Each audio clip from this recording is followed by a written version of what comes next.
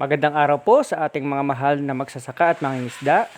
Muli po ito si Terry Castillo na nagbabahagi ng ilang mga tips, mga simple, praktikal at napakadaling mga gawain sa larangan ng agrikultura. Sa mga nauna nating video, naipakita ko ang sistema ng crop diversification o multiple cropping, yung maraming tanim sa iisang lugar.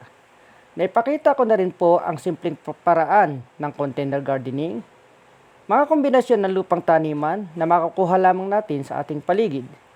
Isa na rin po yung simpleng pamamahala ng ating mga basura, lalo na sa mga kitchen waste at mga patapon na materyales na maaari pang pakanabangan upang hindi na makadagdag sa basura itinatapon sa ating mga dump site. Ngayon po naman, ang topic natin ay ang tinatawag na mulching o pagkikilib sa Tagalog. Ano po ba ang mulching? Ang mulching ay ang paglalagay ng takip sa puno o paligid ng ating halaman tulad po nito. Kung anong available sa inyong lugar tulad ng dayami, ipa, kusot, at maaari din pong malunggay o kakawati. At yung binibili, yung plastic mulch.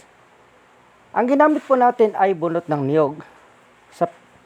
Ang purpose po ng mulching ay una, mapanatili ang moisture ng lupang taniman para makatipid sa tubig lalo na ngayong panahon ng El Nino.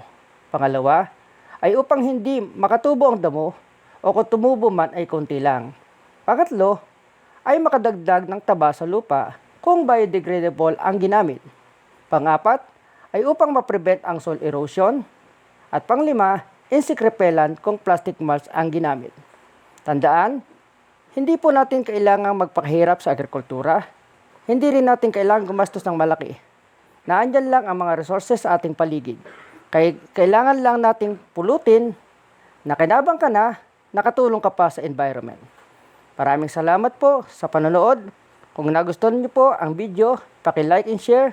Pindutin na din po ang notification bell para ma-update sa susunod na mga video. Enjoy farming!